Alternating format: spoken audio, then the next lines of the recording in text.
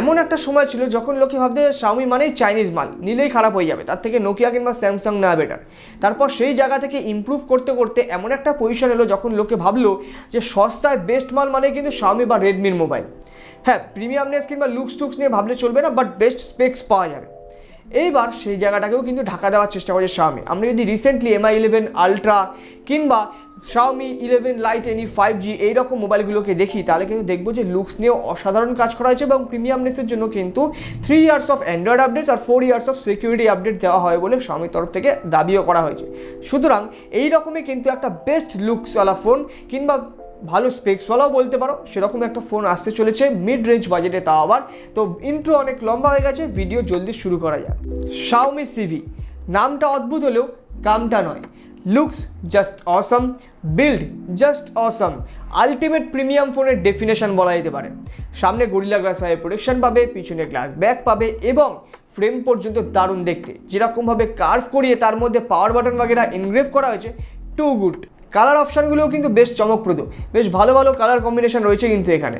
এছাড়া 7mm thick থাকবে এবং 168 গ্রাম ওয়েট মাত্র, সুতরাং বুঝতেই পারছো কতটা হালকা পাতলা এবং প্রিমিয়াম ফোন এটা। বাট লুকসটা কোথাও চেনা চেনা লাগছে না? কেউ বোধহয় নাম করছে। এরপর যদি আমরা ডিসপ্লে নিয়ে কথা বলি, তাহলে একটাই কথাকে ডিফাইন করতে পারে, টপ নচ। তুমি যা যা ভাবতে পারো সব এখানে রয়েছে। 6.55 ইঞ্চের FHD প্লাস রেজলিউশনের ওলেড ডিসপ্লে, যেখানে HDR10 প্লাসের সাপোর্ট রয়েছে। HDR10 প্লাস তো ছেড়েই দাও, এখানে ডলবি ভিশনের সাপোর্ট রয়েছে, 120 হার্টজের রিফ্রেশ রেট রয়েছে। এছাড়া ডলবি ভিশন থেকে নিশ্চয়ই বুঝতেও পেরে গেছো 10 বিট কালার শো করতে পারে, অর্থাৎ 1 বিলিয়ন কালার শো করতে পারে এটা। এবং এর পাশাপাশি যে বেজেলস রয়েছে নিচের দিকের, অর্থাৎ চিন, সেটাকে কমিয়ে অনলি 2.55 মিলিমিটার করে দেওয়া হয়েছে, অর্থাৎ Xiaomiর যে কোনো মোবাইলের মধ্যে সব থেকে কম চিন, অর্থাৎ স্ক্রিন টু বডি রেশিওর দিক থেকেও কিন্তু এটা সব থেকে এগিয়ে যে কোনো মোবাইলের ক্ষেত্রে। এবং এর পাশাপাশি এটা কার্ভ ডিসপ্লে, অর্থাৎ ভাবতেই পারছো ডিসপ্লে এক্সপিরিয়েন্স কিন্তু চরম সীমায় চলে গেছে। টু গুড, মানে কোনো রকম কোনো খামতি রাখেনি এখানে Xiaomi, যেটা কমপ্লেন করা যায়। তো ভাবতে পারো একটা মিড রেঞ্জ ডিভাইসে এত কিছু দিয়ে দেওয়া আছে ডিসপ্লের মধ্যে। যাই হোক, ডিসপ্লেকে আবার সাইডে রেখে আমরা পারফরমেন্স কিংবা প্রসেসরে আসি। তো প্রসেসর হিসেবে ইউজ করা হয়েছে স্ন্যাপড্রাগন 778G, যেটা এখন অব্দি মোস্ট ট্রাস্টেড আফটার স্ন্যাপড্রাগন 870।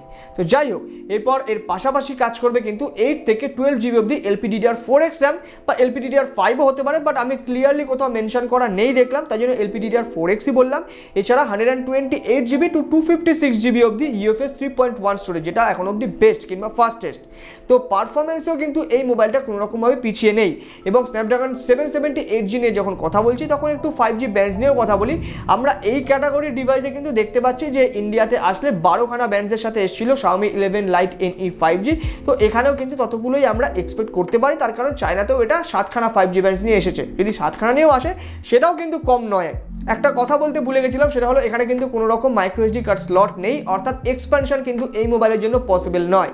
যাই হোক, এরপর যদি আমরা ক্যামেরাতে আসি, তাহলে ব্যাক ক্যামেরা এখানে ট্রিপল ক্যামেরা থাকবে, 64+8+2 64 এমপির ক্যামেরাটা স্যামসাং GW3 সেন্সার হতে পারে, যেটা আমরা Mi 11 Lite-তে দেখেছিলাম। এছাড়া Xiaomi 11 Lite NE 5G এটাতেও দেখেছি, এবং স্যামসাং M52 এটাতেও দেখেছি, এবং অনেক মোবাইলে আমরা দেখেছি, Redmi Note 10 Pro বাগেরা অনেক কিছুতে দেখেছি। যাই হোক, সেটা নিয়ে আর বিস্তারিত গেলাম না। এছাড়া যদি 8 মেগাপিক্সেলে আমরা আলট্রা ওয়াইড নিয়ে কথা বলি, দেন সেক্ষেত্রে সেটাও ঠিক আছে, বাট 2 মেগাপিক্সেল এটা কিন্তু মুড খারাপ করা ব্যাপার। তার কারণ আমি যতদূর জানি যে এই টাইপ অফ মোবাইল যেগুলো এত হালকা পাতলা কিংবা এত প্রিমিয়াম দেখতে, সেই মোবাইলগুলো কিন্তু লোকে কেনে তুলে তুলে ইউজ করার জন্য এবং ক্যামেরা যাতে ভালো হয় সেই ক্যামেরা দিয়ে ছবি তোলার জন্য। বাট এখানে কিন্তু সেই ক্যামেরাটা ততটা বেশি ইমপ্রেসিভ মনে হলো না। ঠিক আছে, যদি 5 দিত তাহলে আরও বেটার হতো। যাই হোক, সামনে কিন্তু 32 মেগাপিক্সেলের একটা ফ্রন্ট ফেসিং ক্যামেরা থাকবে, তো সেটা নিয়ে কোনো প্রবলেম নেই। এরপরে যদি আমরা ব্যাটারি চার্জিং নিয়ে কথা বলি, তো এখানে ব্যাটারিতে কিন্তু ইমপ্রুভ করা হয়েছে। মোবাইল স্লিক হওয়া সত্ত্বেও এখানে কিন্তু 45 mAh ব্যাটারি দেওয়া হয়েছে, অর্থাৎ মডারেট ইউজেজে কিন্তু 1 ডে আরামসে বের করে দেওয়ার কথা, অপটিমাইজেশন ঠিকঠাক থাকলে। এরপর যদি আমরা চার্জিং নিয়ে কথা বলি, তো এখানেও কিছু ইমপ্রুভমেন্ট করা হয়েছে। 55 ওয়াটের চার্জিং এটা সাপোর্ট করে, বাট সারপ্রাইজিংলি এই মিড রেঞ্জ ডিভাইসটা কিন্তু Xiaomi কোনো রকম বক্সের কোনো চার্জার প্রোভাইড করেনি। আমি জানি না ইন্ডিয়ায় আসলে কি করবে, বাট দেনা তো পারেগা।